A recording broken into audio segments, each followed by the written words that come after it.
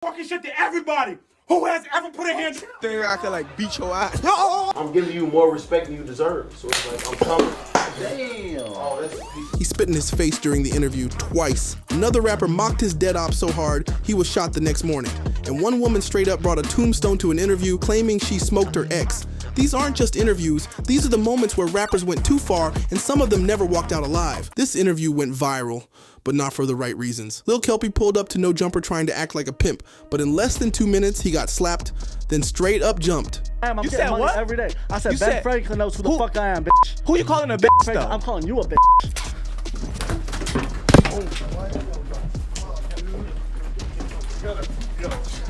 Fuck you call a bitch, go ass, boy.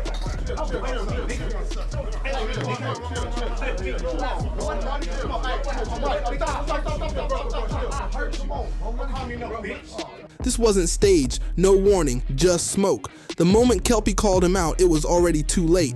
Almighty suspect didn't care if it was an interview or not.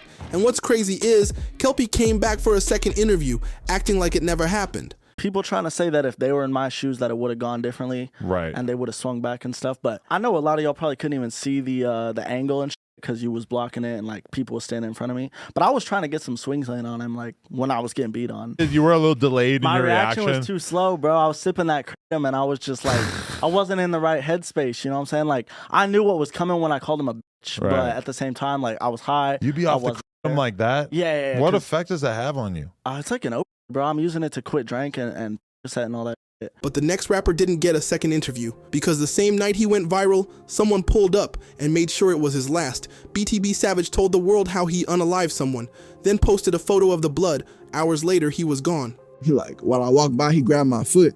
He like, come on, bro, take me with you, bro. I can make it to the hospital. I just need to go to the hospital. I went, nigga, you. Like, I ain't taking you no hospital, boy. Your ass about to fry right here, and if they come save you, then they come save you. If not, then your ass toasty. You're gone. Last day, last supper. BTB Savage went on Vlad TV and told the world how he unalived a man in self-defense. But it wasn't just what he said, it was how he said it. Confident, smiling, like he was proud. It was cold, calculated, and the clip did numbers. Millions of views in just a few days. But then the Savage posted this. Savage. Okay, and this whole thing happened in your apartment. Yeah. So did they come in and pick up the body? And I mean, essentially there's still blood all over your apartment. Yeah, they didn't even clean up. That photo lit the internet on fire. People couldn't believe it. Savage was trolling the dead and everyone knew it, including the victim's people. 2 hours later, BTB Savage was driving through Houston. A black Mercedes boxed him in. Dozens of shots rang out. Police and the victim's mother say the shooting of her son was a targeted attack. No mother should ever feel this pain. The Vlad interview, the viral photo, the tone, it all came back fast and brutally. But Savage wasn't the only one who said too much in front of a mic, because this next rapper disrespected every op he had on a podcast, and the next day, someone pulled up on him at a red light and took him out. YBC Duel wasn't just reckless, he was daring people to come find him, and they did, just one day after this interview dropped. That's what you want me to do. You want me to say some I got some shit to say too though. All the ops, CCK, LMG, 56th Street, Belmont, y'all never got back.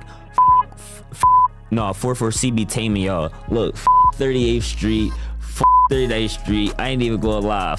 Dub too. And who else? I ain't gonna lie. There's many more. Collar Hill, Parkside, Bud, Blue for Bud. Fuck all them niggas. Is the real disrespectful. I'm gonna you is. I will disrespect you. That's how I'm carrying. That's a lot of ops. It's more too. That's gotta be like most of the city right there. I forgot the young boy from the back block. I forgot about him. I keep forgetting about the young boy from the back block. But who else? I can't even remember. Fuck all them niggas though. YBC Duel had a nickname in Philly, Mr. Disrespectful, and it wasn't just because of his music. Back in February, he literally dug up one of his ops' graves and filmed it. So by the time this interview hit YouTube, the block was already watching. His ops were locked in, waiting. I've been drawn. Like, one of the most disrespectful John though, when I said I was gonna slap K3 mom though. We gonna be in North, West, South Philly. I really run the streets. Like, I don't go to the studio and rap and shit. Like, I be outside, bro. That's what I do. The street niggas vouch for me. Anywhere I go, nobody don't play with me. I never got robbed. I never got touched, shot at in the city yet. A few hours after that clip dropped, Duel pulled up to a red light in Philly. A car slid next to him, 5 shots, chest in hand, dead before they could reach the ER. The same interview that boosted his buzz might have been what sealed his fate, but the next story, it's even crazier. Because this rapper didn't just diss her ex, she confessed to offing him, then brought his tombstone to the interview as a prop. Oakland rapper Tanda God turned her beef into a spectacle. But when the streets responded, it was anything but a joke. You should have never played with me, because then I gotta take it to the 3rd degree, you know? Like, so I got this to be extra childish, making families mad. And oh well, because they ain't gonna do shit about it. In 2023, Tanda God released a mixtape titled X Wood Pack, featuring cover art of her ex-boyfriend's face replaced with a backwoods blunt. Fans speculated she was bragging about his death. In interviews, she hinted at taking matters into her own hands, stating, "You gotta take them out." You know where my loved ones live? You gotta go. you got to go. Especially if you got the audacity to threaten them. What? You threatening my people? Everybody gonna die. On July 13th, 2024, during a meet and greet at Glamour Beauty Supply in Oakland, Tanda God was shot and killed. Witnesses say a man entered the event, targeted her specifically, and opened fire.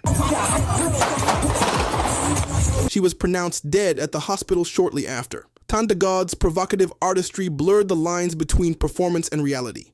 Whether her actions were for clout or a reflection of real-life events, the consequences were tragically real. In Baton Rouge, a city where rap and street life often intertwine, G-Money and NBA YoungBoy started as close friends, but a single interview would ignite a feud that ended in tragedy.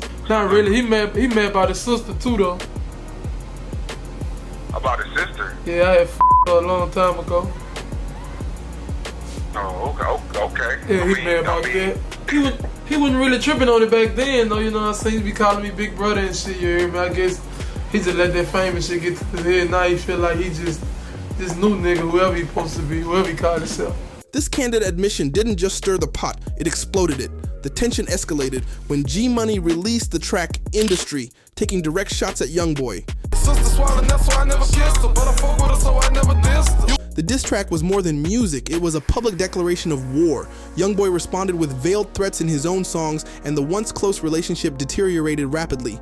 Baton Rouge rapper G-Money was shot and unalived outside a recording studio. G-Money's story is a stark reminder of how personal grievances, when aired publicly, can have deadly consequences. In the world of rap, words are powerful, and sometimes fatal. G-Money's death sent shockwaves through Baton Rouge, but it didn't stop the music. In fact, it made things worse, because just months after G was killed, his close friend and fellow TBG rapper Boulevard Quick picked up the mic, and what he said in his next interview took the tension to a whole new level. Cause I ain't got that much, nigga. So I'm in the field, nigga. You can't be, money must be counterfeit. You drop the bag while I'm still breathing. I got breath in my body. Fake ass boy, pull up. Quick wasn't just rapping today, he was baiting YoungBoy. Right after G-Money got taken out, and when YoungBoy's own mother stepped in and told Quick to leave her son alone, Quick told her to sit down. That's when things snapped. Crying yesterday about, oh, his mama put my name in her mouth, and that's fucked up, and I swear to God, man, she better keep my name out her mouth.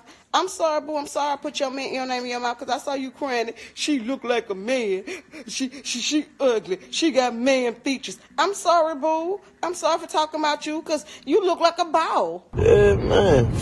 Young boy, mom. Tell me shit about that bitch. That bitch eat a big long.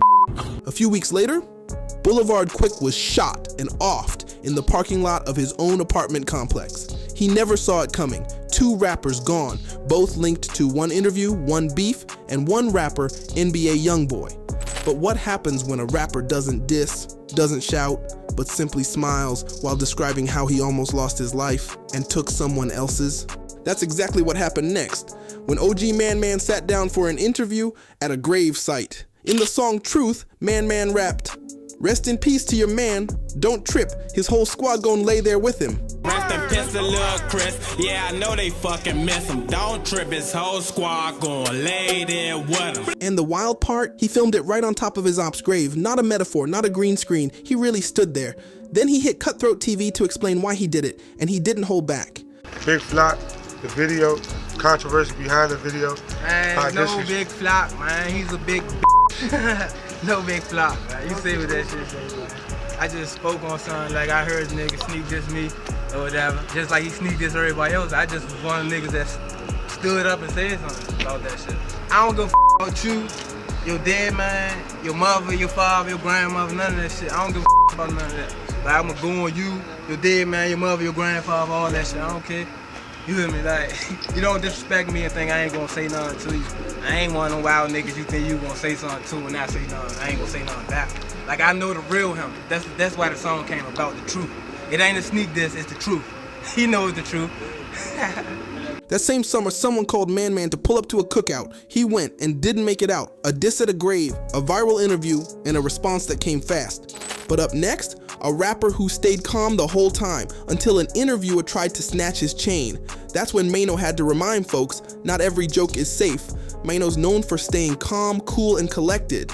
But when one YouTuber tried playing around, pretending to snatch his chain during a joke interview, Mino didn't laugh.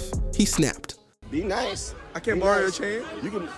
I can't borrow your chain. You want to borrow my chain? Yeah, let me borrow it. Let me put on your chain so I can see how it feel. I want to see how it feel like. You feel what I'm saying? To have on the See, chain. now you just chatting. See, I gave you your time. Now you just chatting. I look. Quick question, What's up, right? you walking? Now Hold on. now you Look. chatting. Quick question, right? On a scale of 1 to 10, right? How badly, right? You think I could like beat your ass? I just told you. It's not just with the video. Don't play with me. That moment, it wasn't staged. No promo, no prank. Booba thought he was doing content. Mino thought he was getting tried. And the scary part, Mino didn't yell. He didn't swing. He just calmly gripped Booba's throat and said, that could have gone different. Luckily, Booba got to walk away. A lot of interviewers in this video didn't, but the next one got way worse than a warning, because what happens when a prank interview turns into a full-on fight with a $30,000 Rolex getting smashed on camera? That's exactly what went down next with Funny Marco, Southside, and G Herbo. Oh, you thought it was just me? Oh. Where'd you get that jacket from? No way you get these dumbass jackets from. They made me wear it to come holler at you. Why the f ain't got no shoes on though, man? Yeah, I just actually cheap ass socks. Like I be wearing cheap socks too though. I ain't gonna lie, but it's like when you wear cheap socks, they gotta look clean. They can't look recycled. Socks mine got. Bro, you can have my shoes, bro. Yeah, so It's a boring ass show. What's up? Shit lit. I don't give a f about you, gang. I looked you up earlier, bro. They said you You in a married, relationship bro. though? Nah, No. bro, you really in a relationship? No. You have to be to have that beautiful ass baby. You so ugly. You have to treat that woman. Hell. No, your son would have probably thought like it was his cousin, but he know his family. He's stupid. Then came the moment nobody expected. Southside snatched Marco's Rolex and threw it. $30,000 gone right in front of the cameras. And the clip, it didn't even make the final cut. It leaked online afterward and went viral instantly. Listen, I'm giving you more face in it. Listen, I'm giving you more respect than you deserve. No face. You know what I'm saying? Hey, bro. Hey, shut the up, dude. All right, let's get it. I'm giving you more respect than you deserve. So it's like, I'm coming. Damn. Oh, that's a piece of shit. Funny Marco stayed calm, but later he confirmed it wasn't staged. And he wasn't laughing, but next up, one interview got so heated, hands were thrown mid-taping. And the mic caught all of it. When 16 shot him and Flacco sat down, it didn't take long for the conversation to explode. Bro, talk about bro. That's a, Hey, stop playing before I smack the bro, shit out you. do it. Hey, no. Watch out, we ain't doing that here. Anybody about to Watch out. I'll beat the you. No, man. Get the fuck out you, boy. Motherfucker, put you somewhere you don't want to be, boy. Stop playing with me, boy. The moment turned the interview into a war zone. No fists thrown, just the most disrespectful thing you could do in a studio, spitting on someone's face. And the worst part, they both did it twice. That might have been messy, but the next story, it's darker. On my soul, the only reason why niggas left you alone and left you rock, you know why? Because if me and you go at it, somebody gonna die. On my soul. And your cousin, I know your cousin in jail. It's more to it. It's more to it. That's why I let you rock. So leave it alone. Yes, on my soul. Hey, yo, listen, y'all. I've been doing this shit for 4 years, y'all. I've been talking shit to everybody who has ever put a hand. Nigga,